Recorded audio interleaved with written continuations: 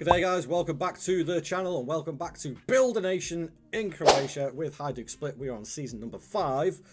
And before we get into it, I am going to do a little bit of a recap, seeing as we are on season number 5. It feels like it's a good point. So a little recap on things like sort of what helps progress Build a Nation. So things like winning league titles, winning Croatian Cups, doing well in Europe is the main thing. And I think we've achieved some of those targets already. So if we have a little look at the profile, I can run down the competition side of things. 6 trophies under our belt already. So a league title there, Croatian Super Cup, a Croatian Cup there. We got the Super Cup there, so we've got 2 Super Cups, plus 2 Croatian Cups and 2 league titles as well, which I think is an excellent start to it. And also on top of that, if we have a look at the league table, in fact, no, I need to go to, get off. Is go to that first and then go to that. Our league standing has actually risen where it dropped. So we started off at 20th, then we dropped down to 23rd for 2 seasons, and now we're in 2027.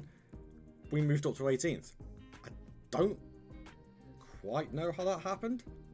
I'm not entirely sure. Is that because... Right, let's have a quick look at the schedule. Let's go back a couple of seasons. Is that because... no. I don't understand why that's happened. Other leagues dropping down, we move up. Yeah, okay, I get that. But we've not done anything in particular. I know the one thing that's really going to increase the league reputation is doing well in Europe. That is the main thing that we have to do. But, even still, here's what it is. Transfer-wise, so I did have 8 million in the bank, and I spent a little bit of it, not too much.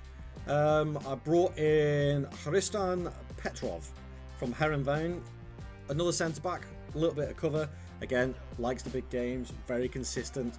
Overall, I love all these pros in the coach summary. That really helps my decision making when bringing players in.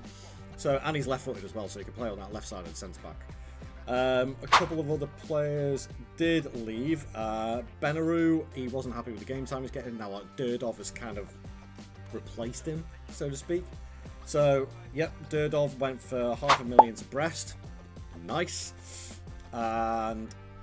okay, so we made another 7.5 million. So, all in all, I broke even, I think. Geisler left to Al Khalej in Saudi Arabia. I was a little bit peed at that, but again, once the Saudi Arabian teams come knocking, you can't really do anything but making 6.5 million off a free transfer. And he had a breakout season last season. I would have liked to have kept him for another season, but what can you do? What can you do? I can't offer those wages. I can't compete with that. Durasek is another one season wonder, or not even a wonder, he didn't really play that much. Brizuela has gone back to Mexico and a few others, so basically 7.5 million raised. The players I brought in, so obviously Geisler left, I needed a new striker. Demba Sek, I think, is that man to replace him if he wasn't injured. He's out for 4 weeks because he twisted his ankle. But overall, very, very good striker. 27 years old. We're going to get the best years of his career out of him.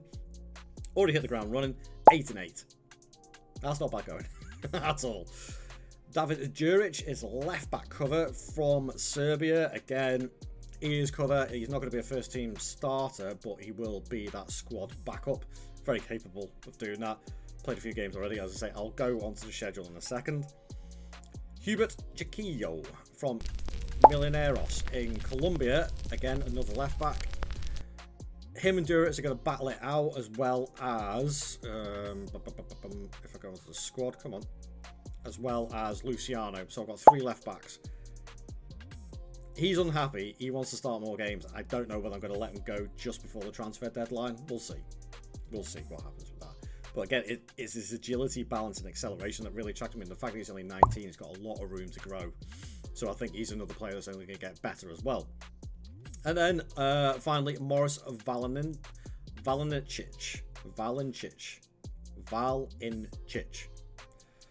Morris Valancic. There you go. I got it in the end. Can play on both sides, but is mainly a right back cover more than anything else. And that is pretty much the transfer business. Scheduling wise, also actually tactically, not changed anything. Schedule wise, we have been busy. Played a lot of friendlies, which was weird. And then we went for the Champions League qualification. Didn't really make that, and then ended up in the Europa League. I'm actually quite happy with that, to be fair. But this time round, it hasn't affected our league form as much. A draw to Lokomotiva and a draw to Dinamo aren't the worst things in the world, especially away from home. So I'm quite happy with that. So the only thing left to do now is roll the highlights reel. Let's find out how we get on. But before I do that, you have to subscribe to this channel to make sure I hit the targets I want to hit. And like this video and share it amongst your friends if you are enjoying this. I'll see you guys in a few seconds. We needed to learn from past mistakes, and it certainly didn't start well, as we couldn't even defend our Croatian Cup title after being knocked out in the first round on penalties by Varazdin. But of course we had bigger priorities. A league title to defend, and that's just what we did.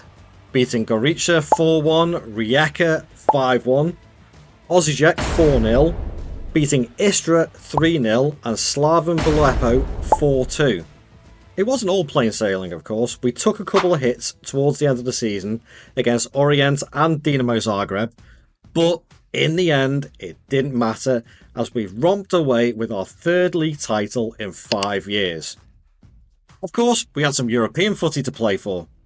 Sadly, after beating Shikenja 8-1 in aggregate, we threw it away versus Shakhtar Donetsk. After winning the first leg 3-1, we got battered in the away leg 5-1 and dropped down into the Europa League, which was actually a blessing in disguise. We comfortably qualified in 14th thanks to wins including a 4-0 versus FC Rapid and a brilliant 3-1 win versus Celtic. We had to beat Rangers 5-4 in the knockouts, then take on Brentford in the round of 16, who we beat 3-1. Napoli were next, who we narrowly beat 4-2 on aggregate to go and face Feyenoord in the semi-finals. We got past them by the skin of our teeth 1-0 in the end to go on to the Europa League final versus Man United, who unsurprisingly taught us a lesson as we lost 4-1 on the night, but we can hold our heads high. Come on, back-to-back league titles. Let's have it. So that is our third league title in 5 years. I would gladly say, happily say, that we are now the most dominant league team in Croatia for the last 5 seasons. Winning 3 out of 5 is absolutely spot on. Cannot complain about that in the slightest. But actually, if we have a look at the league table first, let's go and have a little look at the player overview. Weirdly enough, it was actually dominated in goals by Osijek, Matkovic and De Leon. Who, Matkovic is actually a fairly decent striker, very good off the ball. Don't know why that's changed. Let's get on there. And Lautaro De Leon, very good Uruguayan striker actually, not bad at all. On the transfer list, weirdly enough. But Frigan, Dembasek with 13 on his debut, and Chernak with 11 as well. That's not too bad at all. Let's say if we have a look at the actual league itself, Dynamo kind of chucked it away a little bit, but at least they've managed to pick themselves up a little bit.